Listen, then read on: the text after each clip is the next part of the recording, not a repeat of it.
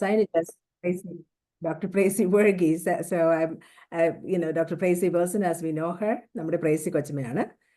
Philadelphia Marthoma ഇടവക ഒരിക്കലും വിസ്മരിക്കാത്ത, ഞങ്ങളുടെ എല്ലാം ഓർമ്മയിൽ നിന്ന് നിറഞ്ഞു നിൽക്കുന്ന ഞങ്ങളുടെ പ്രിയപ്പെട്ട വെൽസൺ അച്ഛനെ ഓർക്കാതെ കൊച്ചമ്മയെ ഇൻട്രൊഡ്യൂസ് ചെയ്യാൻ പറ്റുകയില്ലല്ലോ. ഇവിടെ വളരെ ചുരുക്കമായ ഒരു കാലാവധി മാത്രമേ കുടുംബമായി അവർക്ക് ഇവിടെ ലഭിച്ചുള്ളൂ എങ്കിലും ഒരിക്കലും മറക്കാത്ത സ്നേഹവും ശുശ്രൂഷയും അവർ നമുക്ക് നൽകി. ഏതാണ്ട് 9 മാസക്കാലം, 3 വർഷത്തേക്കാൾ കൂടുതൽ മെമ്മറീസ് നമ്മുടെയൊക്കെ മനസ്സിലുണ്ടാകും. പ്രത്യേകിച്ച് സേവികാ സംഘാംഗങ്ങളായ ഞങ്ങൾക്ക് അവരുമായിട്ട് കുടുംബമായിട്ട് ഉള്ള യാത്രകളും കൂട്ടായ്മകളും ഒക്കെ വളരെയേറെ അനുഗ്രഹപ്രദമായിരുന്നു. നമ്മുടെ ഇപ്പോഴത്തെ fasting prayer, Friday fasting prayer ഞങ്ങൾക്ക് ഇവിടെ തുടങ്ങിയത് അച്ഛനാണ്. അതുപോലെ അച്ഛൻ വളരെ ശാന്ത സ്വഭാവവും സിൻസിയർ ഫെയ്ത്തും അച്ഛൻ്റെ ഒരു പ്രത്യേകതകളായിരുന്നെന്ന് എനിക്ക് പ്രത്യേകമായിട്ട് സാക്ഷിക്കാനായിട്ട് പറ്റും. അച്ഛൻ്റെ സാക്ഷ്യമുള്ള ജീവിതത്തെ ഓർത്ത് ഞാൻ ദൈവത്തെ സ്തുതിക്കുന്നു. വളരെ ശാന്ത സ്വഭാവിയായിരുന്ന പാവനമോളും അതുപോലെ വായാടിയായിരുന്ന പ്രവീണക്കുട്ടിയും ഞങ്ങൾക്ക് എല്ലാവർക്കും വളരെ പ്രിയങ്കരികളായിരുന്നു. ഏതാണ്ട് 16 വർഷങ്ങൾക്ക് ശേഷം എല്ലാവർക്കും വളരെയേറെ മാറ്റങ്ങൾ സംഭവിച്ചിരിക്കുന്നു. പാവന വിവാഹിതയാണ്, പ്രവീണ ഒരു ബിസിനസ് ഓണറൊക്കെ ആയിട്ട് അങ്ങനെ ഇരിക്കുന്നു. എങ്കിലും കൊച്ചമ്മയെ വീണ്ടും ഞങ്ങളുടെ ഇടയിലേക്ക് ഞങ്ങൾക്ക് ഒന്നിച്ച് ഈ സേവികാ സംഘത്തിൻ്റെ ഈ പ്രോഗ്രാമിൽ ഒന്നിച്ച് കാണുന്നതിന് ലഭിച്ച ഈ അവസരത്തെ ഓർത്ത് ഞാൻ ദൈവത്തെ സ്തുതിക്കുന്നു. Praise Kochama obtained her BD from Marthoma Theological Seminary, Kottayam, her MTH from in Christian Theology from UTC Bangalore, and her PhD, her doctor in Theology, which from the FFRC, and in Kottayam, and also area of research was patristic theology, science and theology, and ecofeminism. I had to look that word up, ecofeminism. I've never heard that before, or I'd never really thought about it before, so I had to look that word up, and it's very interesting. It's the connection between women and nature, both exploited by the common main society. So it's very interesting. So I was reading up about that. So കൊച്ചമ്മ വചനത്തിൽ നിന്ന് ഞങ്ങളോട് സേവികാ സംഘ മീറ്റിങ്ങുകളിലും പ്രാർത്ഥനാ യോഗങ്ങളിലും ഇടവകയിലും ഒക്കെ പലപ്പോഴും സംസാരിച്ചിട്ടുണ്ട്. ഇന്ന് ഈ 2024 ഈ സേവികാ സംഘ വാരത്തിൻ്റെ തീമിനെ ആധാരമാക്കി കാലികമായൊരു മെസ്സേജ് കൊച്ചമ്മയിൽ നിന്ന് ലഭിക്കുമെന്ന് എനിക്ക് വളരെ ഉറപ്പുണ്ട്. കൂടുതൽ സമയം എടുക്കുന്നില്ല. I'm extremely honored to present Dr. Tracy Wilson and invite her for this evening's message. That's right.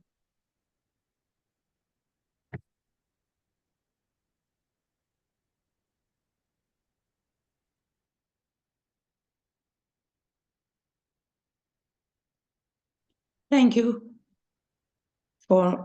you all for your kind listening and also warmful welcoming. Suma ഒരുപാട് കാര്യങ്ങൾ പറഞ്ഞ് എന്നെ ഇൻട്രൊഡ്യൂസ് ചെയ്തു.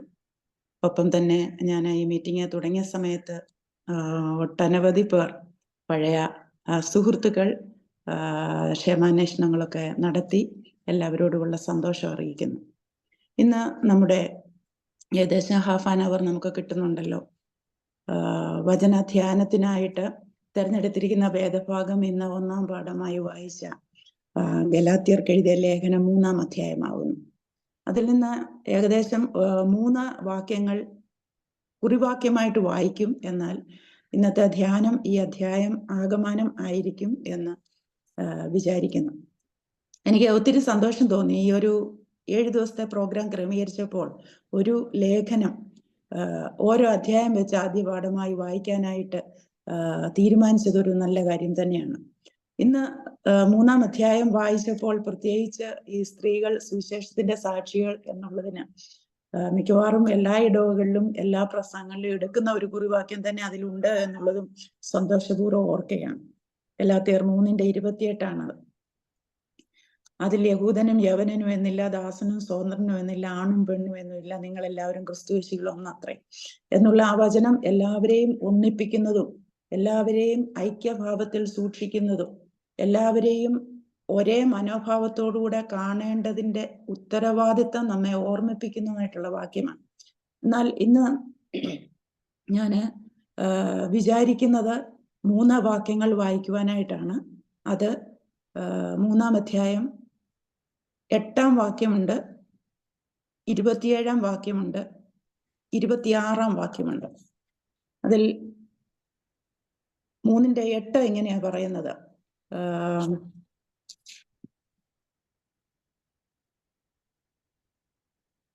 എന്നാൽ ദൈവം വിശ്വാസം മൂലം ജാതികളെ നീതീകരിക്കുന്നു എന്ന് തിരുവെഴുത്ത് മുൻകണ്ടിട്ട് നിന്നിൽ സകല ജാതികളും അനുഗ്രഹിക്കപ്പെടും എന്നുള്ള സുവിശേഷം അബ്രഹാമിനോട് മുൻപുകൂട്ടി അറിയിച്ചു. സ്ത്രീകൾ സുവിശേഷത്തിന്റെ സാക്ഷികൾ എന്ന് പറയുമ്പോൾ നമുക്ക് ഓരോരുത്തർക്കും അതിനെക്കുറിച്ച് പ്രത്യേകമായിട്ടുള്ള ചിന്തകളുണ്ട്. അപ്പോസ്തല പ്രവൃത്തികൾ 1:8 പറയുന്നുണ്ട്, നിങ്ങൾ ഭൂലോകമെങ്ങും പോയി എൻ്റെ സാക്ഷികളാവും. അപ്പോൾ ഇപ്പോൾ ഞാൻ ഇന്ത്യയിൽ ഇരുന്നുകൊണ്ട്, കേരളത്തിൽ ഇരുന്നുകൊണ്ട്, തിരുവല്ല എന്ന സ്ഥലത്ത് ഇരുന്നുകൊണ്ട് അമേരിക്കയിലുള്ള ഫിലഡൽഫിയയിലുള്ള നിങ്ങൾ ഓരോരുത്തരോടും സംസാരിക്കുമ്പോൾ നിങ്ങൾ ഭൂമിയുടെ അറ്റത്തോളം സാക്ഷികളാകും എന്ന് പറയുന്നിടത്ത് ഒരു സ്ഥലത്ത് നിന്ന് പുറപ്പെട്ടു പോയി തങ്ങൾക്കുള്ളതെല്ലാം ഇവിടെ തീർത്തു ഉപേക്ഷിച്ചെന്ന് പറയാൻ ഒക്കില്ല, എങ്കിലും ഒരു ഇമ്മീഡിയറ്റ് ടച്ച് വിട്ടിട്ടാണ് ഒരു നാട്ടിൽ നിന്ന് വേറൊരു നാട്ടിലേക്ക് കുടിയേറി പാർക്കുന്നത്. ആ കുടിയേറി പാർക്കുന്നതുമായി ബന്ധപ്പെട്ട് സാക്ഷ്യം എക്സ്റ്റെൻഡ് ചെയ്തു കൊണ്ടുപോകാനായിട്ടുള്ള വിളി ലഭിച്ചവരാണ് എന്നെ ശ്രദ്ധിക്കുന്ന ഏവരും. അപ്പോൾ എന്താണ് സുവിശേഷം എന്നുള്ളത് പറയുമ്പോൾ നാം വിശ്വാസികളാണല്ലോ. വിശ്വാസികളുടെ പിതാവ് എന്നറിയപ്പെടുന്ന അബ്രഹാമിനോട് ഉൽപ്പത്തി പുസ്തകത്തിൽ പറയുന്ന ആ ഒരു വലിയ വാഗ്ദാനം, നിന്നിൽ സകല ജാതികളും അനുഗ്രഹിക്കപ്പെടും. ഒരു ദേശത്ത് നിന്ന്, ഊർ എന്ന ദേശത്ത് നിന്ന് പുറപ്പെട്ടു പോയി കനാൻ നാട്ടിലേക്ക് പുറപ്പെട്ട അബ്രഹാമിന് ഉണ്ടായിരുന്നതെല്ലാം ദൈവത്തിൽ ഉണ്ടായിരുന്ന ആ ഒരു വിശ്വാസവും ഉറച്ച വിശ്വാസമായിരുന്നു. ആ വിശ്വാസം എന്ന് പറയുന്നത് ദൈവം പറയുന്നത് എന്തും അനുസരിക്കും എന്നുള്ള ഒരു വിധേയത്വ മനോഭാവമായിരുന്നു. എന്തെല്ലാം വിഷയങ്ങളെ നേരിടേണ്ടി വന്നാലും, എന്തെല്ലാം സാഹചര്യങ്ങൾ കൂടെ കടന്നു പോകേണ്ടി വന്നാലും, ദൈവം ഒരു കാര്യം ചെയ്യുക എന്ന് പറഞ്ഞാൽ അത് അനുസരിക്കുവാനുള്ള ഒരു തീക്ഷണാശക്തി, ഒരു സമർപ്പണം, ഒരു ഡെഡിക്കേഷൻ, അതായിരുന്നു അബ്രഹാമിന്റെ വിശ്വാസം എന്ന് പറയുന്നത്.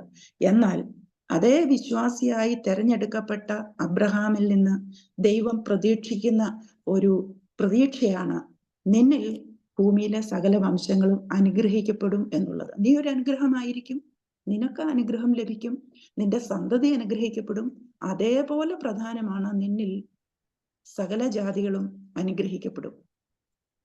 ആ ഒരു കാര്യത്തിൽ തന്നെ, ആ സകല ജാതികളും എന്ന് പറയുന്നതിൽ തന്നെ നമ്മുടെ ഒരു ഫോക്കസ് എന്താണ് എന്നുള്ളത് നമ്മളെ ഓർമ്മിപ്പിക്കുന്നുണ്ട്. മറ്റുള്ളവർക്ക് അനുഗ്രഹമായിരിക്കാൻ യേശുക്രിസ്തു വിശ്വാസികളുടെ നാഥൻ എന്നറിയപ്പെടുന്ന യേശുക്രിസ്തു, നാം ആരിൽ വിശ്വസിക്കുന്നു എന്ന് പറയുന്ന യേശുക്രിസ്തു നമുക്ക് തരുന്ന മാതൃക the man, the human being for others എന്നുള്ളതാണ്. അപ്പൊ മറ്റുള്ളവർക്ക് അനുഗ്രഹമായിരിക്കാൻ നമുക്ക് എങ്ങനെ കഴിയും എന്നുള്ളതാണ് ഇന്നത്തെ പ്രധാന ചിന്തയായി നമുക്ക് വരേണ്ടത്. ഇതുമായി ബന്ധപ്പെടുത്തി ഒരു 2 കാര്യങ്ങൾ കൂടെ 8-ാം വാക്യത്തിൽ ഇങ്ങനെ പറയുന്നു. അതോടൊപ്പം തന്നെ നാം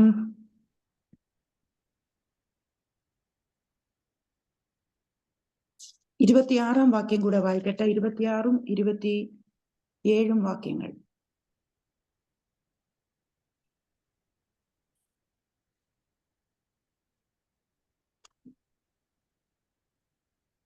ക്രിസ്തുയേശുവിലെ വിശ്വാസത്താൽ നിങ്ങൾ എല്ലാവരും ദൈവത്തിന്റെ മക്കൾ ആകുന്നു. നാം എല്ലാവരും പിതാവിന്റെയും മാതാവിന്റെയും മക്കൾ എന്ന് പറയുമ്പോൾ നമുക്കൊരു സന്തോഷമാണ്. എന്താണ് മക്കൾ എന്ന പദവിയുടെ അർത്ഥം? ആ മക്കൾ എന്നുള്ളതിന് 2 കാര്യങ്ങൾ പ്രത്യേകമായിട്ടൊന്ന് പറയണമെന്ന് ആഗ്രഹിക്കുകയാണ്. ഒന്ന്, നമ്മള് വാഗ്ദത്തത്തിന്റെ അവകാശികളാണ്. ഇത് 8-ാം വാക്യവുമായി ഇതിന് കണക്ഷനുണ്ട്. നിന്നിൽ സകല ജനതയെ അനുഗ്രഹിക്കപ്പെടും എന്ന് പറയുന്ന വാഗ്ദത്തത്തിന്റെ അവകാശികളായ നമുക്ക് ദൈവത്തിന്റെ മക്കൾ എന്നുള്ള പദവിയിൽ തുടരുവാനായിട്ടുള്ള യോഗ്യത ദൈവം നമുക്ക് വെച്ചു നീട്ടിയതാണ്. നമുക്കറിയാം, നാം ഈ ഭൂമിയിൽ ഇന്ന ആളിനും ഇന്ന പിതാവിനും ഇന്ന മാതാവിനും ജനിക്കണം എന്നുള്ളത് നമ്മുടെ തെരഞ്ഞെടുപ്പല്ല. പിന്നെയോ ദൈവം മുൻകൂട്ടി നിർണയിച്ചതും ദൈവം മുൻപ് കൂട്ടി നമ്മെക്കുറിച്ച് പ്ലാൻ ചെയ്തു. അതാണല്ലോ സങ്കീർത്തനക്കാരൻ പറയുന്നത്, ഞാൻ എൻ്റെ അമ്മയുടെ ഉദരത്തിൽ ഉരുവാകുന്നതിന് മുൻപ് നീ എന്നെ അറിഞ്ഞു. എൻ്റെ ഓരോ കോശവും പുനർജനിച്ചപ്പോൾ, ജനിച്ച് ഓരോ കോശത്തോട് ആഡ് ചെയ്തപ്പോൾ, അത് പെരുകിയപ്പോൾ, എൻ്റെ അസ്ഥിയും മജ്ജയും ഒക്കെ ഉറച്ചപ്പോൾ നീ എന്നെ അറിഞ്ഞു എന്ന് സങ്കീർത്തനക്കാരൻ പറയുന്നത് അതിൻ്റെ ആ യഥാർത്ഥ അർത്ഥം ഗ്രഹിച്ചുകൊണ്ടാണ്. നമ്മുടെ ഓരോരുത്തരുടെയും ഇപ്പോൾ ആയിരിക്കുന്ന അവസ്ഥ ഒക്കെയും ദൈവത്തിൻ്റെ ഒരു മുൻ നിർണയം അതിന് പിന്നിലുണ്ട്. അപ്പോൾ ആ ദൈവത്തിൻ്റെ മക്കൾ എന്നുള്ള പദവി നമ്മൾ തുടരണം എന്നുള്ളത് ഓർക്കുമ്പോൾ, നമ്മുടെ മാതാപിതാക്കൾക്ക് നമ്മൾ ജനിച്ചുവെങ്കിൽ നമുക്ക് അടുത്തൊരു തലമുറയെ ദൈവം നൽകിയിട്ടുണ്ട്. അപ്പോൾ ആ ഒരു തലമുറയെയും ആ ഒരു അവകാശത്തിൽ നിന്ന് നിലനിർത്തേണ്ടതിൻ്റെ ഒരു ധാർമ്മിക ഉത്തരവാദിത്വം ദൈവം നമുക്ക് നൽകിയിട്ടുണ്ട്. എന്നാൽ നമുക്കറിയാം, നമ്മൾ ജീവിക്കുന്ന സാഹചര്യങ്ങളിലൊക്കെ നമ്മൾ ഇങ്ങനെ പ്ലാൻ ചെയ്യുന്നത് പോലെ, നമ്മൾ ഡിസൈൻ ചെയ്യുന്നത് പോലെ, നമ്മൾ ഇങ്ങനെ ആഗ്രഹിക്കുന്നത് പോലെ, നമ്മൾ സ്വപ്നം കാണുന്നത് പോലെ ഒന്നും മക്കളുടെ ചിന്താഗതിയോ മക്കളുടെ വിശ്വാസ പ്രകടനമോ ഫുൾ ആയി തീരണമെന്നില്ല. ഏകദേശമൊക്കെ നമ്മൾ പ്രതീക്ഷിക്കുന്ന പോലെയൊക്കെ ഏകദേശമൊക്കെ ആയെന്ന് വരികിലും പൂർണ്ണമായും നമ്മളുടെ കാഴ്ചപ്പാടോടുകൂടെ ആയിരിക്കണമെന്നില്ല.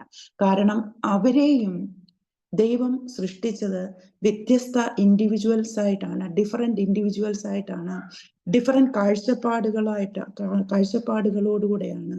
അവർ ജീവിക്കുന്ന വേൾഡും നമ്മൾ ജീവിക്കുന്ന വേൾഡും ഒന്നാണെന്ന് പറയാമെങ്കിലും സാഹചര്യങ്ങളും അവര് ജീവിക്കുന്ന ഇടവും പരിസരങ്ങളും എൻവയോൺമെന്റും ഒക്കെ വ്യത്യസ്തമാണ്. അപ്പോൾ അവരെക്കുറിച്ചും ദൈവത്തിനൊരു മുൻനിർണയം ഉണ്ട് എന്നുള്ള ഉറപ്പ് നമ്മുടെ മനസ്സിൽ ലഭിക്കുമ്പോഴാണ് ഈ വാഗ്ദത്തിന്റെ അവകാശം നാം എങ്ങനെ പ്രാപിച്ചിരിക്കുന്നു എന്നുള്ളതിനെ കുറിച്ച് നമുക്കൊരു ശരിയായ ധാരണ ലഭിക്കുന്നത്. ഞാൻ പ്രത്യേകമായിട്ട് പറയാനായിട്ട് ഉദ്ദേശിച്ചത്, നമ്മള് സ്ത്രീകൾ സുവിശേഷത്തിന്റെ സാക്ഷികൾ എന്നുള്ള വിഷയം ഇന്ന് പ്രത്യേകമായിട്ട് പഠിക്കുമ്പോൾ, ധ്യാനിക്കുമ്പോൾ, ചിന്തിക്കുമ്പോൾ, നമ്മൾ അതിനെക്കുറിച്ച് പുതിയ പുതിയ അറിവുകളുടെ ആഴങ്ങളിലേക്ക് നമ്മുടെ മനസ്സിനെ ഒന്ന് കൊണ്ടുവരാനായിട്ട് ഈ 10-20 മിനിറ്റ് കൊണ്ട് ശ്രമിക്കുമ്പോൾ ഒരു പ്രത്യേക കാര്യത്തിലേക്ക് മനസ്സ് ഒന്ന് കേന്ദ്രീകരിക്കാനായിട്ട് താല്പര്യപ്പെടുകയാണ്. നമ്മൾ എല്ലാവരും മർത്തോമ സഭ എന്ന നവീകരണ സഭയുടെ ഭാഗമാണ്.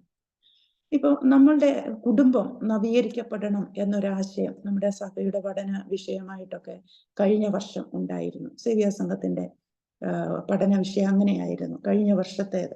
അത് കഴിഞ്ഞു വന്ന വർഷം പഠിക്കുന്നതായിട്ടുള്ള വിഷയം എന്ന് പറയുന്നത് ക്രിസ്തുവിൽ പുനർരൂപപ്പെടേണ്ട സ്ത്രീത്വ ദർശനവും നേതൃത്വ ഭാവനയും എന്നുള്ള ഒരു വിഷയമായിരുന്നു.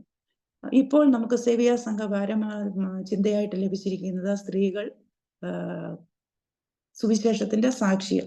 അപ്പൊ ഞാൻ ഇന്ന് ഈ ഒരു വിഷയം നിങ്ങളോട് സംസാരിക്കണം എന്ന് ആഗ്രഹിച്ചപ്പോൾ ഈ 3 കാര്യങ്ങളും ചേർത്ത് ഒന്ന് വായിക്കാൻ, ചേർത്തൊന്ന് ചിന്തിക്കാൻ, ഇതിനെല്ലാം എങ്ങനെ കണക്ട് ചെയ്യാൻ പറ്റും, നമ്മുടെ ആയിരിക്കുന്ന സാഹചര്യങ്ങളിൽ ഇതിനെക്കുറിച്ച് എന്താണ് നമ്മൾ ചെയ്യേണ്ടത് എന്നുള്ളതൊന്ന് പ്രാക്ടിക്കലായിട്ട് ചിന്തിക്കുന്നതിന് സഹായകരമായിട്ട് ഈ 3 കാര്യങ്ങളെ എങ്ങനെയൊന്ന് കണക്ട് ചെയ്യാവുന്നതെന്ന് ഞാൻ ചിന്തിച്ചപ്പോൾ എൻ്റെ മനസ്സിൽ വന്ന ചിന്ത ഞാൻ ഷെയർ ചെയ്യുകയാണ് ഇവിടെ.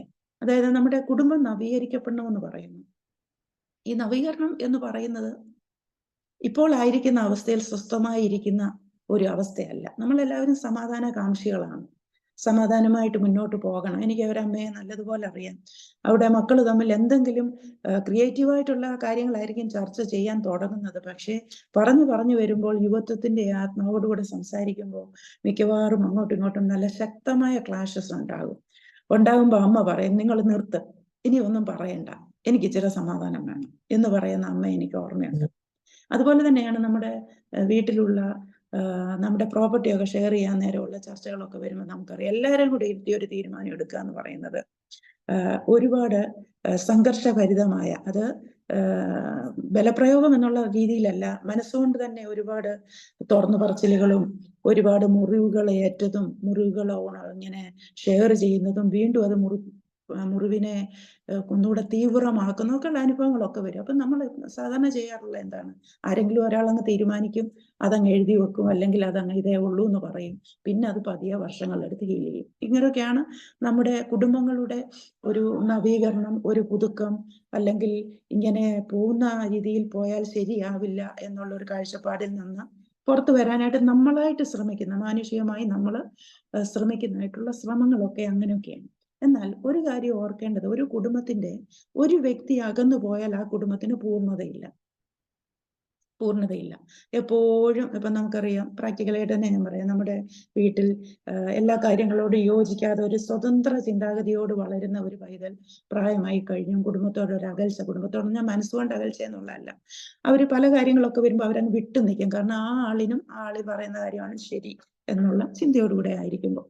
അപ്പോൾ അങ്ങനെയൊക്കെ വരുമ്പോൾ നമുക്കറിയാവുന്ന ഒരു കാര്യമുണ്ട്, ഒരു വ്യക്തി മാറ്റി നിന്നാൽ നമ്മൾ പറയും, ഒരു 100 ആടിൽ ഒന്ന് തെറ്റിപ്പോയതിനെ തേടി പോകുന്ന ഇടയൻ, അല്ലെങ്കിൽ ഒരു മകൻ തിരിച്ചു വരാനായിട്ട് കാത്തിരിക്കുന്ന പിതാവിന്റെ സ്നേഹം, ഇതെല്ലാം ദൈവത്തിന്റെ സ്നേഹത്തെക്കുറിച്ച് നമ്മൾ പറയുന്നതായിട്ടുള്ള കാര്യങ്ങളാണ്. എന്ന് പറയുന്ന പോലെ ഒരു കുടുംബത്തിന്റെ പൂർണ്ണത എന്ന് പറയുന്നത് എല്ലാവരും കൂടെ ചേർന്ന് വരുന്നതാണ്. അപ്പൊ തീർച്ചയായിട്ടും നമുക്കറിയാം, ഒറ്റ വാക്ക് നമ്മൾ പറയും, ഈ കോഓപ്പറേറ്റ് ചെയ്യുക, അല്ലെങ്കിൽ സഹവർത്തിത്വ മനോഭാവം, പെർസറൻസ് വേണം, എല്ലാവരെയും കൂടെ ഒരുമിച്ച് കൊണ്ടുപോകാനായിട്ടുള്ള ഒരു വൺനെസ് വേണം എന്നൊക്കെ പറയുമ്പോൾ എല്ലാവരും എന്നുള്ള ഒരു ചിന്താഗതി നമ്മൾ ആയിരിക്കും. അപ്പോ എല്ലാവരും ദൈവത്തിന്റെ മക്കൾ. 26-ാം വാക്യത്തിൽ നമ്മൾ കാണുന്നു, ക്രിസ്തുയേശുവിലെ വിശ്വാസത്താൽ നിങ്ങൾ എല്ലാവരും ദൈവത്തിന്റെ മക്കളാകുന്നു എന്ന് പറയുന്നത്. ആ മക്കൾ എന്നുള്ള പദവി, മക്കൾ എന്നുള്ള ഉത്തരവാദിത്ത ബോധം, അതിനെക്കുറിച്ച് നമ്മൾ ചിന്തിക്കുമ്പോൾ ഒരു നവീകരണ സഭയിലെ മെമ്പേഴ്സ് ആയിരിക്കുന്ന നാം ഓരോരുത്തരും, ഇപ്പൊ നമ്മൾ സ്ത്രീജനങ്ങളെ കുറിച്ച് പറഞ്ഞാൽ ഒരു പരമാർത്ഥം കൂടെ നമ്മൾ ഓർക്കേണ്ടതായിട്ടുണ്ട്. നമ്മൾ എല്ലാവരും മാർത്തോമാ സഭയിൽ തന്നെ ജനിച്ചു വളർത്തപ്പെട്ടവരല്ല. വിവിധ സഭാ വിഭാഗങ്ങളിൽ അവരവരുടെ സഭ പഠിപ്പിക്കുന്നതാണ് ശരി എന്ന് പറഞ്ഞ് പഠിപ്പിച്ചു വളർത്തപ്പെട്ട യുവതികൾ, യൗവനക്കാർ, സ്ത്രീകൾ, വിവാഹം മൂലം മാർത്തോമാ സഭയുടെ മെമ്പേഴ്സ് ആയിരിക്കുന്നവരുണ്ട്. അതേസമയം തന്നെ പല മറ്റ് മതങ്ങളിൽ നിന്ന് വിശ്വാസം സ്വീകരിച്ചു വന്നവരും നമ്മുടെ മാർത്തോമാ സഭയുടെ അംഗങ്ങളായിരിക്കുന്നവരുണ്ട്. അതാ ഞാൻ എല്ലാവരും എന്ന് പറയാനായിട്ട് ഉദ്ദേശിച്ചത്. വിശ്വാസം മൂലം നിങ്ങൾ എല്ലാവരും ദൈവത്തിന്റെ മക്കളാകുന്നു എന്ന് പറയുമ്പോൾ ഈ മക്കൾ എന്നുള്ളതിനകത്ത് ഈ കാറ്റഗറീസിനെ എല്ലാം ഉൾപ്പെടുത്തി വേണം നമ്മൾ ചിന്തിക്കാനായിട്ട്. എന്നാൽ എന്താണ് നവീകരണം എന്നുള്ളത് മനസ്സിലാക്കുമ്പോൾ പരമ്പരാഗതമായി നാം ശരി എന്ന് പറഞ്ഞു വന്നിരുന്ന പല കാര്യങ്ങൾക്കും ഇന്നത്തെ കാലത്ത് പുനർനിർവചനം കൊടുക്കേണ്ടതായിട്ടുണ്ട്. അതിന് ഇംഗ്ലീഷിലെ ഒരുപാട് വാക്കുകൾ ഇപ്പോഴത്തെ ഒരു സിലബസിന്റെ ഭാഗമായിട്ടൊക്കെ തിയോളജിക്കലായിട്ട് പറയാറുണ്ട്. റീവിസിറ്റ് എന്ന് പറയാറുണ്ട്, റീഫോം എന്ന് പറയാറുണ്ട്, പിന്നെ റീകൺസ്ട്രക്ട് എന്ന് പറയാറുണ്ട്. ഇപ്പം സുമ പറഞ്ഞു ഇക്കോഫെമിനിസം എന്നുള്ളതിനെ കുറിച്ച് കൂടുതൽ വായിക്കാനായിട്ട് പറ്റി എന്നുള്ളത്. ഇത് നമുക്ക് എല്ലാവർക്കും ചെയ്യാവുന്ന കാര്യമാണ്. പ്രകൃതി, സ്ത്രീകൾ ഇവർ തമ്മിൽ ഏതെല്ലാം കാര്യങ്ങളിൽ കണക്റ്റഡ് ആയിരിക്കുന്നു എന്നുള്ള ചിന്തിക്കുമ്പോൾ ഈ സ്ത്രീകൾക്കും പ്രകൃതിക്കുമുള്ള ഒരു ഇതാണ് പ്രൊഡ്യൂസേഴ്സ് ഓഫ് ലൈഫ്, അതേസമയം റീപ്രൊഡ്യൂസേഴ്സ് ഓഫ് ലൈഫ്, ജീവനെ ഉൽപ്പാദിപ്പിക്കുന്നതും പ്രത്യുൽപാദനം നടത്തുന്നതുമായിട്ടുള്ള ഒരു പ്രത്യേക ധർമ്മം, അതായത് ബയോളജിക്കൽ ഇതാണ് ഞാൻ പറയുന്നത്. പ്രക്രിയയിലൂടെ അവർ അതിനകത്ത് പങ്കാളികളാകുന്നുണ്ട്. അപ്പൊ ദൈവത്തിന്റെ മക്കൾ എന്ന് നമ്മൾ സ്ത്രീജനങ്ങളെ കുറിച്ച് പ്രത്യേകമായിട്ട് ചിന്തിച്ചാൽ, ദൈവം എന്താണ് ചെയ്തത്? ദൈവം മനുഷ്യരെ ആണും പെണ്ണുമായി സൃഷ്ടിച്ചു. മണ്ണിൽ നിന്ന് കൈകൊണ്ടാണ് മെനഞ്ഞതെന്ന് പറയുന്നു. അതേസമയം തന്നെ തന്റെ ജീവശ്വാസം മൂക്കിലേക്ക് ഊതി എന്ന് പറയുന്നു. അപ്പൊ ഈ പ്രക്രിയകളൊക്കെ വരുമ്പം ദൈവം ഒരു പ്രൊഡ്യൂസർ ഓഫ് ലൈഫാണ്. ജീവനെ ഉൽപ്പാദിപ്പിക്കുന്ന അല്ലെങ്കിൽ ജീവനെ സൃഷ്ടിക്കുന്നതായിട്ടുള്ള ഒരു കർമ്മമാണ് ആദിമകാലത്ത് ഉണ്ടായത്, മനുഷ്യനെ സൃഷ്ടിച്ചപ്പോൾ. അപ്പൊ അതിലൊരു പങ്കാളിത്തം മനുഷ്യവർഗത്തിന്റെ പിതാവെന്ന നിലയിലും മാതാവെന്ന രീതിയിലും ഉണ്ട്. എന്നാൽ സ്ത്രീകൾക്ക് പ്രത്യേകമായിട്ടുള്ളതെന്ന് പറയുന്നത് തങ്ങളുടെ ശരീരത്തിന്റെ ഭാഗമായി 9 മാസം, ഏകദേശം 10 മാസം എന്ന് നമ്മൾ പറയുമല്ലോ, 9 months plus days ആണ്. അപ്പൊ അത്രയും കാലം ഈ ശിശുവിനെ സ്വന്തം ഉദരത്തിൽ വഹിക്കുവാൻ തങ്ങളുടെ ശരീരത്തിന്റെ തന്നെ ഭാഗമായി എല്ലാ വിചാരങ്ങളിലും ആ ശിശുവിനെ ഉൾപ്പെടുത്തിക്കൊണ്ട് അതിന്റെ സംരക്ഷണം നൽകുന്നു. അപ്പം ദൈവത്തെക്കുറിച്ച് പറയുമ്പോൾ ദൈവം മനുഷ്യരെ സൃഷ്ടിച്ചത് മാത്രമല്ല, ആ ഒരു സൃഷ്ടിയെ പരിപാലിക്കുന്ന ദൈവം കൂടെയാണ്. അപ്പോൾ പ്രകൃതിയിൽ നമ്മെ പരിപാലിക്കുന്നുണ്ട്, അറിയാം. നമുക്കുള്ള ഭക്ഷണങ്ങൾ നൽകി, നമുക്കുള്ള ഓക്സിജൻ ശ്വാസം നൽകി, ശ്വാസവായു നൽകി, നമ്മളുടെ വളർച്ചയ്ക്ക് ആവശ്യമുള്ള എല്ലാ പോഷണങ്ങളും നൽകി ഒക്കെയാണ്. നമ്മളുടെ ബന്ധങ്ങളൊക്കെയും നമ്മളെ പുഷ്ടിപ്പെടുത്തുവാൻ തക്കവണ്ണം പ്രകൃതി നമുക്ക് പല കാര്യങ്ങളും തരുന്നുണ്ട്.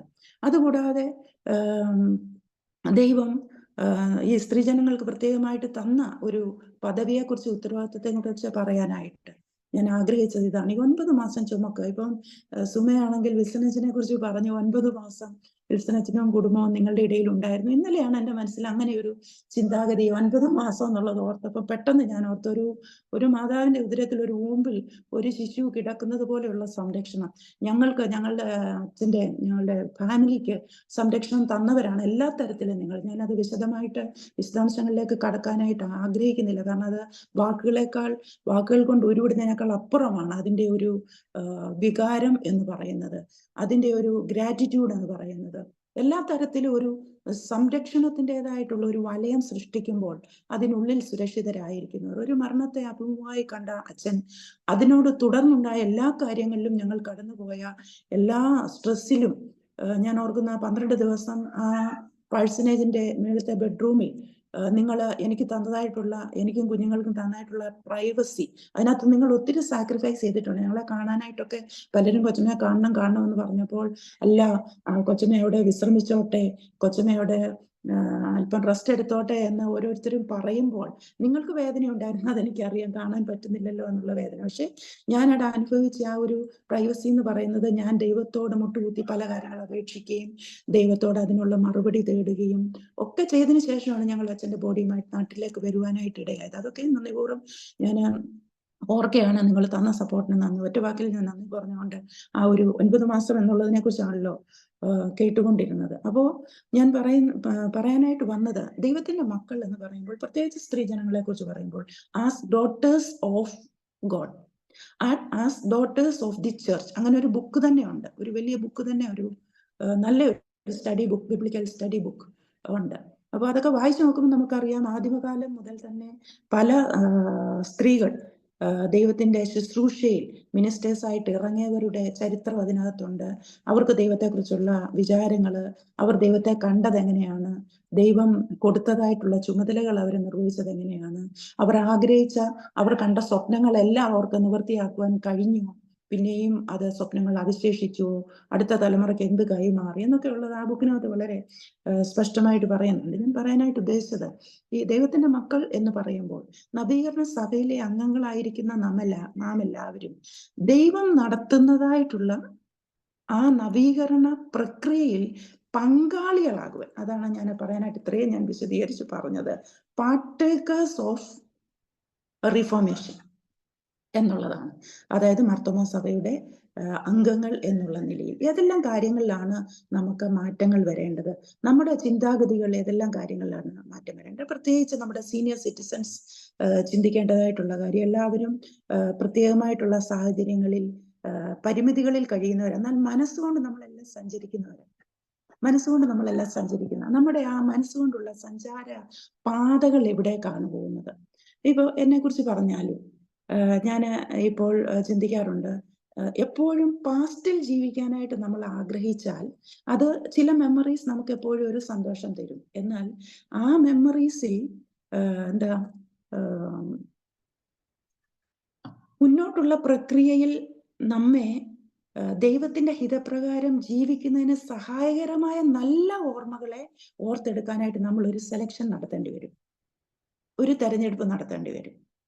നമ്മൾ പറയത്തില്ലേ, നമ്മുടെ പൂർവികരുടെ നല്ല മാതൃകകളെ പിൻപറ്റണം. എന്നാൽ നമ്മുടെ പൂർവികരെല്ലാവരും നല്ല കൊച്ചമ്മ പറഞ്ഞ പോലെ 2 ക്ലാസ്സുകളും ജിഷ കൊച്ചമ്മയുടെ ടോക്കും അതുപോലെ തന്നെ നീനു കൊച്ചമ്മയുടെ ടോക്കും ഞാൻ ഇന്നലെ ശ്രദ്ധിക്കുകയുണ്ട്. അത് മറ്റൊന്നിനുമല്ല, ഇന്ന് ഞാൻ പറയുമ്പോൾ പല കാര്യങ്ങളും റെപ്പിറ്റേഷൻ ആകാതിരിക്കാൻ വേണ്ടി ശ്രദ്ധിച്ചാണ്. അപ്പൊ കൊച്ചമ്മ പറഞ്ഞ ഒരു കാര്യമുണ്ട്, 2 പ്രാവശ്യം കൊച്ചമ്മ ഇതെടുത്തത്, നമ്മളെല്ലാവരും പെർഫെക്റ്റ് അല്ല, അപൂർണതകളൊക്കെ ഉണ്ട്. അപ്പോൾ നമ്മുടെ മാതാപിതാക്കൾക്കും അപൂർണതകൾ ഉണ്ടായിരുന്നു, നമുക്കറിയാം അവർക്കുണ്ടായിരുന്ന നെഗറ്റീവ്സ് എന്തൊക്കെയാണെന്നുള്ളത്. നമ്മൾ വളർന്നു വരുമ്പോൾ തന്നെ അവരുടെ പല പെരുമാറ്റങ്ങളും പല സ്വഭാവ രീതികളും പല വിശ്വാസ പ്രകടന രീതികളും ഒക്കെ നമ്മൾ കണ്ടിട്ട് ഇങ്ങനെയല്ല എന്ന് പല കാര്യങ്ങളിലും നമുക്ക് പറയേണ്ടതായിട്ട് ചിന്തിക്കേണ്ടതായിട്ട് വന്നിട്ടുണ്ട്. അപ്പോൾ അതിനൊക്കെ ഒരു മാറ്റം വരുത്താനായിട്ട് നമ്മളാലാവോളം ശ്രമിച്ചവരുമാണ്, അതിലൊരു പരിധിവരെ വിജയിച്ചവരുമാണെന്ന് ഞാൻ പറയും. എന്നാൽ ഇന്ന് അടുത്ത തലമുറ നമ്മളെ ശ്രദ്ധിക്കുമ്പോൾ, നമ്മുടെ പഴയകാല ഓർമ്മകളും ഒക്കെ പറയുമ്പോൾ, നമ്മൾ ഇന്ന് നമ്മുടെ വിശ്വാസം എങ്ങനെയാണ് പ്രകടിപ്പിക്കുന്നത്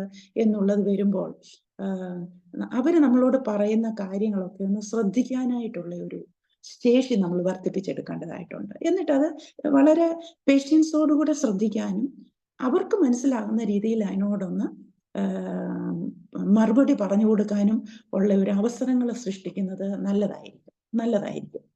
ഇപ്പോൾ ഞാൻ ഇത്രയും കാര്യങ്ങളൊക്കെ പറയുന്നത് ഇടവകയിൽ ഇരുന്നതിന്റെ വെളിച്ചത്തിൽ ഞാൻ ഓർക്കുന്നു, ഒരു അച്ഛന്റെ വൈഫ് എന്നുള്ള രീതിയിൽ പല കാര്യങ്ങളും ഞാൻ സൈലന്റ് സാക്ഷിയായിട്ടിരുന്ന കാര്യങ്ങളുണ്ട്. എന്നാൽ പല കാര്യങ്ങളും അച്ഛന്റെ വൈഫ് എന്നുള്ള രീതിയിൽ, ബസ്ക്യാമ എന്നുള്ള രീതിയിൽ ഓരോ വിഷയങ്ങൾ വരുമ്പോൾ അച്ഛാ ഇങ്ങനെയാണ് എന്ന് ഷെയർ ചെയ്യുന്ന സന്ദർഭങ്ങളുണ്ട്. അതോടൊപ്പം തന്നെ ഇടവയിലെ പ്രത്യേകിച്ച് സ്ത്രീജനങ്ങളുമായിട്ട്, അത് സ്ത്രീജനങ്ങൾ മാത്രമല്ല എന്ന് പുരുഷന്മാരും ഇന്ററാക്ഷനിൽ വന്നവരുണ്ട്. അതായത് ഫെയ്ത്ത് സംബന്ധിച്ചുള്ള കാര്യങ്ങളിൽ ഇന്റർവെൻഷൻ ഒക്കെ ഉണ്ടായതായിട്ടുള്ള സന്ദർഭങ്ങളൊക്കെ ഉണ്ട്. അപ്പോൾ ഞാനൊരു തിയോളജിക്കൽ ഗ്രാജുവേറ്റ് എന്നുള്ള രീതിയിലും അങ്ങനെ ട്രെയിൻഡ് ആയതുകൊണ്ടും ഞാൻ അതിനെ ഒരുമ്പെട്ടിട്ടുണ്ട്. എന്നാൽ ഒരു ബസ്ക്യാമയ്ക്ക് അങ്ങനെ ഒരു കാര്യം ഉദ്ദേശിക്കുന്നില്ല എന്ന് ചിന്തിക്കുന്ന പല ആളുകളും നമ്മളുടെ ഇടയിൽ തന്നെയുണ്ട്. ബസ്ക്യാമ എന്ന് ഉദ്ദേശിക്കുന്നത് കൊണ്ട് അച്ഛനെ സഹായിക്കുക, പേഴ്സണലിലെ കാര്യങ്ങൾ നോക്കുക എന്നുള്ളത് മാത്രമാണ് ഒരു കൊച്ചമ്മയുടെ ഡ്യൂട്ടി എന്ന് പറയുന്ന ആളുകളും നമ്മളുടെ ഇടയിലുണ്ട്.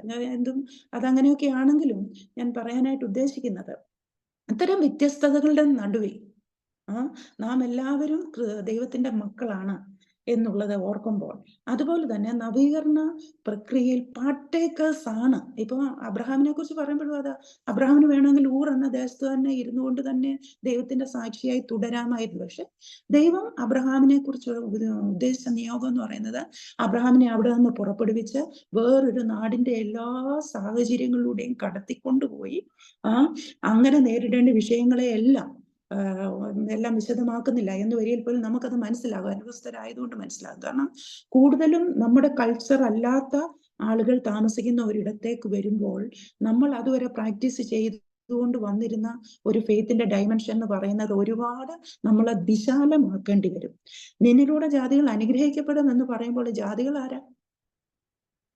ആരാണ്? അവരുടെ കാഴ്ചപ്പാടിൽ യഹൂദ മതം അനുശാസിക്കുന്ന കാര്യങ്ങളൊക്കെ ചെയ്യാത്തവരെല്ലാം ജാതികളാണ്. അപ്പൊ അങ്ങനെ വരുമ്പോൾ നമ്മളും ജാതികൾ എന്നുള്ളതിനകത്ത് വരുമോ എന്നുള്ളൊരു ചോദ്യം നമ്മുടെ മനസ്സിലുണ്ട്. അഗ്രചർമ്മികൾ എന്ന് പറഞ്ഞ് അവർ മാറ്റി നിർത്തുന്ന ഒരു കൂട്ടരെ കുറിച്ച് വിശുദ്ധ പൗലോസ് പറയുന്നതായിട്ടുള്ള കാര്യങ്ങൾ പ്രത്യേകിച്ച് ലേഖനങ്ങളിലുണ്ട്. ഇപ്പൊ മാർട്ടിൻ ലൂതർ 16-ാം നൂറ്റാണ്ടിൽ നവീകരണം എന്ന ഒരു ആശയം കൊണ്ടുവന്ന് കത്തോലിക്ക സഭയിൽ 16-ാം നൂറ്റാണ്ടിൽ ജർമ്മനിയിൽ നവീകരണം കൊണ്ടുവരുമ്പോൾ മാർട്ടിൻ ലൂതറെ സ്ട്രെങ്തൻ ചെയ്തതായിട്ടുള്ള 2 എപ്പിസോഡ്സ് ആണ് പ്രത്യേകമായിട്ട് റോമർക്ക് എഴുതിയ ലേഖനവും ഈ ഗലാത്യർക്ക് എഴുതിയ ലേഖനവും. വിശ്വാസത്താലുള്ള നീതീകരണം എന്നുള്ള ഒരു ടോപ്പിക്കാണ്. അതെന്താണ് വിശ്വാസം? നിങ്ങൾ ന്യായപ്രമാണത്തിന്റെ ആ കൽപ്പനകൾക്ക് അടിമകളാകാതെ അതിനെ നിങ്ങൾ അതിജീവിക്കണം. അതിന് മീതെ ചിന്തിക്കാനായിട്ട് നിങ്ങൾക്ക് കഴിയണം. നിങ്ങൾ അഗ്രചർമ്മികളെ മാറ്റി നിർത്തുന്നത് ശരിയല്ല എന്നുള്ള രീതിയിൽ, അവരെയും ഉൾക്കൊള്ളുന്ന രീതിയിൽ നിങ്ങൾ സ്നാനത്തെ വ്യാഖ്യാനിക്കണം എന്നൊക്കെ പറഞ്ഞുകൊണ്ട് ആ സ്നാനവേറ്റി, അത് 27-ാം വാക്യത്തിൽ, അതും ഇന്ന് വായിക്കാനായിട്ട് ഉദ്ദേശിച്ചിരുന്ന വാക്യമാണ്. ക്രിസ്തുവിനോട് ചേരുവാൻ സ്നാനമേറ്റിരിക്കുന്ന നിങ്ങൾ എല്ലാവരും ക്രിസ്തുവിനെ ധരിച്ചിരിക്കുന്നു എന്ന് പദത്തിന്റെ അർത്ഥം എന്താണ്? ഞാൻ ഈ കഴിഞ്ഞ ദിവസം ഇങ്ങനെ പല കാര്യങ്ങൾ ഇങ്ങനെ പ്രാക്ടിക്കലായിട്ടുള്ള കാര്യങ്ങളൊക്കെ ഇങ്ങനെ ചിന്തിക്കുമ്പോൾ, സ്ത്രീകൾ മാത്രം ഇങ്ങനെ ഇരിക്കുമ്പോൾ നമ്മുടെ ശരീരം ഒരു ഷോൾ കൊണ്ടോ അല്ലെങ്കിൽ സാരിയുടെ അറ്റം കൊണ്ടോ കവർ ചെയ്യുന്നു. പുരുഷന്മാർ അങ്ങനെ ചെയ്യാറില്ല. എന്താ അതിന് കാരണം? ഇപ്പൊ മറുപടി പറയാനായിട്ട് പറ്റില്ലല്ലോ, എന്നാലും ഒന്ന് മനസ്സിലൊന്ന് ചിന്തിച്ചാൽ മതി. എന്തായിരിക്കും കാരണം? പൗലോസ് പറഞ്ഞു സ്ത്രീകൾ ശിരോവസ്ത്രം ധരിക്കട്ടെ എന്ന് പറഞ്ഞതിന് ഒരു ബാക്ക്ഗ്രൗണ്ട് ഉണ്ട്. ഞാൻ അതിന്റെ വിശദാംശങ്ങളിലേക്ക് ഇപ്പോൾ പോകുന്നില്ല, സമയം പരിമിതമായതുകൊണ്ട്. പല സ്റ്റഡി ക്ലാസ്സുകളിലൊക്കെ നിങ്ങൾ അറ്റൻഡ് ചെയ്തവരാണ്. അത് കൾച്ചറിന്റെ ഭാഗമായിട്ട്, വിശ്വാസ പ്രകടനത്തിന്റെ ഒരു ഭാഗമായിട്ട് വന്ന പരമ്പരാഗതരായ നമ്മുടെ മാതാക്കൾ നമ്മളെ പഠിപ്പിച്ചതായിട്ടുള്ള, സഭ അനുശാസിക്കുന്നതായിട്ടുള്ള ഒരു കാര്യമാണ്. പല സഭകളും ഇന്ന് അതുപോലെ ഫോളോ ചെയ്യുന്നവരുണ്ട്. എന്നാൽ യൂറോപ്യൻസിന്റെ അടുത്ത് അല്ലെങ്കിൽ അമേരിക്കൻസിന്റെ അടുത്ത് ഇങ്ങനെ ഒരു കൾച്ചർ, തലയിൽ തുണിയിടുക, ഇപ്പം വേറൊരു മതത്തിന്റെ കാര്യം പറഞ്ഞാൽ തലയിൽ തുണിയിടുക എന്ന് പറയുന്ന അവരുടെ ഒരു മതം അനുശാസിക്കുന്ന ഒരു പ്രത്യേക മീനിങ് ഉണ്ട് അതിന്. ഏതെങ്കിലും കാര്യത്തിന് ഒരു വിധേയത്വം എന്നുള്ള ഒരു അർത്ഥമുണ്ട്. എന്നാൽ പുരുഷന്മാർക്ക് വിധേയത്വം ആ രീതിയിൽ വേണ്ട എന്ന് പറയുന്ന ഒരു വിവേചനം, ഒരു ഡിസ്ക്രിമിനേഷൻ. അപ്പോൾ ഇവിടെ പറയാനായിട്ട് ഉദ്ദേശിച്ചത്, നിങ്ങൾ എല്ലാവരും ക്രിസ്തുയേശുവിൽ ഒന്നത്ര എന്ന് പറയുമ്പോൾ ഈ ഒന്ന് എന്നുള്ളതിനകത്ത് പുരുഷന്മാരും സ്ത്രീകളും ട്രാൻസ്ജെൻഡേഴ്സും ഏത് ലിംഗത്തിൽപ്പെട്ടവരാണെങ്കിലും എല്ലാവരും ഒന്നാണ് എന്ന് പറയുമ്പോൾ ഈ വിവേചനങ്ങളെ നമ്മൾ അതിജീവിക്കുന്ന ഒരു സംസ്കാരം എടുക്കേണ്ട ഒരു ഉത്തരവാദിത്വം കൂടെ ഈ നവീകരണത്തിന്റെ ഭാഗമായിട്ട് മാർത്തോമാ സഭയുടെ അംഗങ്ങൾ എന്നുള്ള രീതിയിൽ നമുക്കുണ്ട്. അപ്പോൾ വിശ്വാസ പ്രകടനം എങ്ങനെയായിരിക്കുന്നു? നമ്മുടെ പ്രവൃത്തികളിലൂടെ നമ്മൾ പലതും വെളിപ്പെടുത്തേണ്ടതായിട്ടുണ്ട്.